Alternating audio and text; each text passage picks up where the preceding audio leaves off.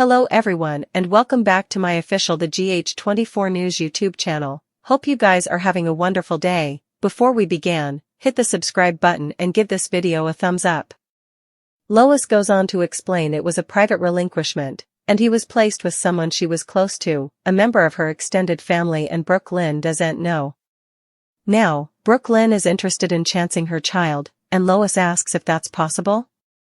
Could she get the relinquishment closed? Before they can continue, there's another knock at the door. It's Tracy, who barges into his room, raving about Willow. She's surprised to see Lois and asks why she's then. Lois says for the same reason she heard what happened. Martin tells Tracy her deal with Willow wasn't fairly binding, and she has no bone to condemn but herself for making Willow feel so uncomfortable that she had to flee. Lois suggests to Tracy they leave, and mouths to Martin, "I'm sorry," as they depart. Lois returns latterly without Tracy, apologizes, and needs to know if the verity could come out. Martin says now that the boy is of age, he could ask to see his birth instrument. Lois says he has no idea he's espoused. Martin also suggests if Brooklyn claimed on chancing her son, the agency that handled the relinquishment would have to track him down and inform him that he was espoused. Lois panics that can't be, and this would blow his whole world piecemeal. Martin asks if she's in contact with this youthful man. Lois admits they live in the same house, and Brooklyn's son is Gio. At Nina's, Willow thanks Nina for letting her stay there, but admits deep down Brooklyn was right about one thing. She no way should have been with Drew in the same house she participated with Michael. She knows she should have turned Drew down when he showed up this morning, but she couldn't. Willow explained that trying to get along with the Quartermaines has been delicate, so she was relieved when Drew showed up. Still, after he left, all she could suppose about was Michael and how important she still cares about him. Nina understands as they erected a life together, and his accident burgled her of check. Nina says being then will give her space to breathe and concentrate on her coming way with the kiddies. There's a knock at the door, and Nina answers it to see it's Drew. Nina asks why he's then. Drew explains Willow texted him and asked him to come over. Willow defenses herself to check on the kiddies and turn their lights off. Nina switches out at Drew for putting Willow in a position to lose guardianship of her kiddies. Drew says he cares about Willow and the kiddies. Nina yells at him to do them all a favor and move to DC. Drew says if he does, he's taking Willow with him. Nina tells Drew that she'll do anything for her son and grandchildren, so if he wants a fight, she's happy to oblige. Nina lets Drew know that he's not taking her son anywhere, and before he arrived, Willow was telling her how she still cares about Michael. Willow returns and asks to speak with Drew alone. Nina leaves them, and Willow tells Drew what they did was a mistake, and they were discourteous to Michael and the kiddies. He agrees, and no way meant to hurt her. Willow says she's still recycling the end of her marriage. Drew says for better or worse, their relationship is out there, and they can be together if it's what she wants. Willow says she wants to be with him, and as they kiss, Nina walks back into the room and sees them in a passionate lip cinch. Nina calls Carly, and says they've a collective problem, and they should deal with it formally and for all. At Alexa's place, she sits Danny down, along with Christina and Molly, and tells him that the authorities believe his mama's death was an accident. Danny is confused. Alexis explains the sanitarium and police believe someone deliberately gave Sam the medicine that caused her heart attack. He asks, "Are you saying someone killed my mama on purpose? Who would do this?" Alexis says they don't know, and the police are probing.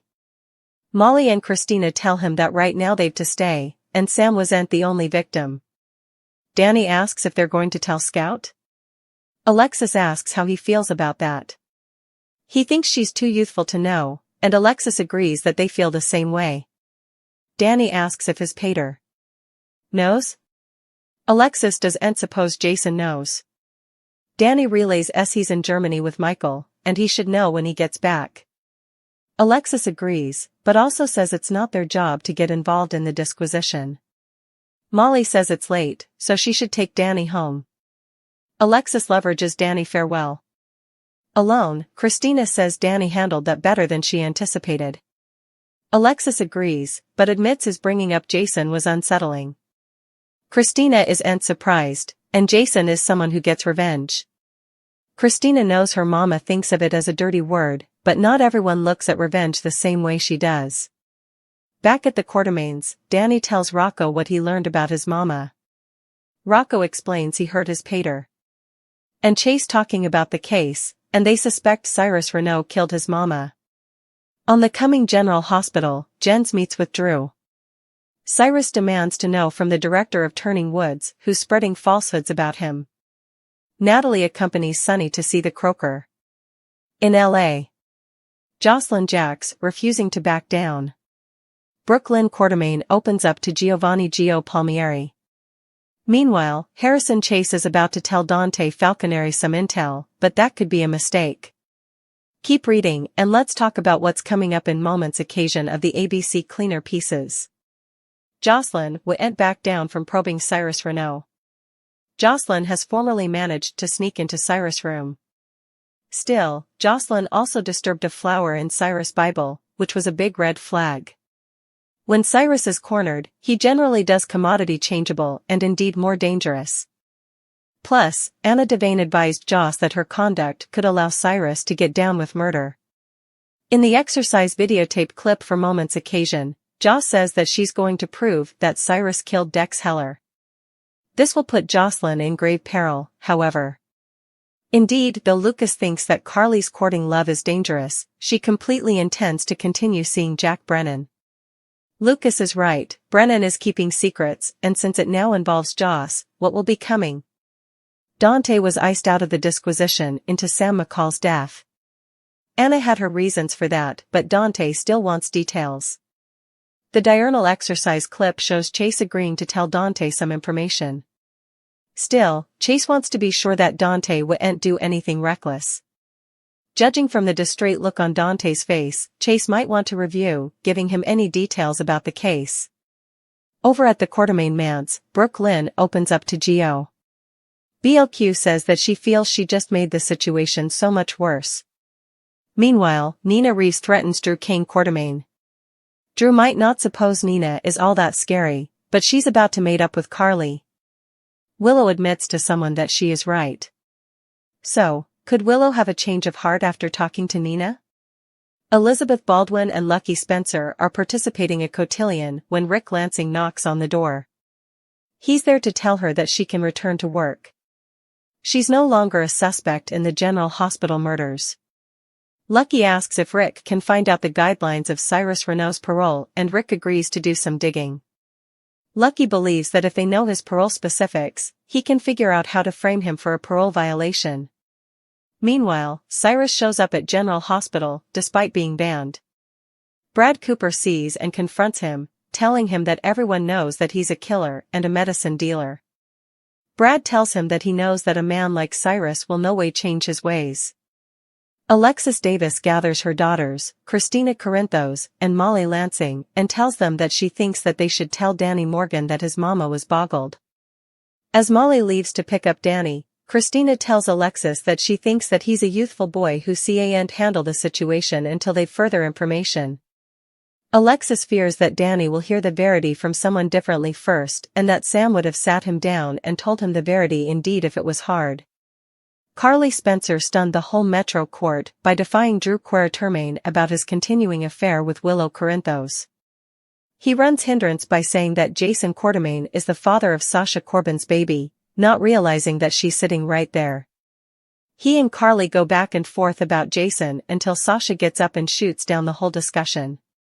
She says that none of it's anyone's business and also storms out. Carly considers to lambaste Drew for making a mess of lives far and wide that he goes.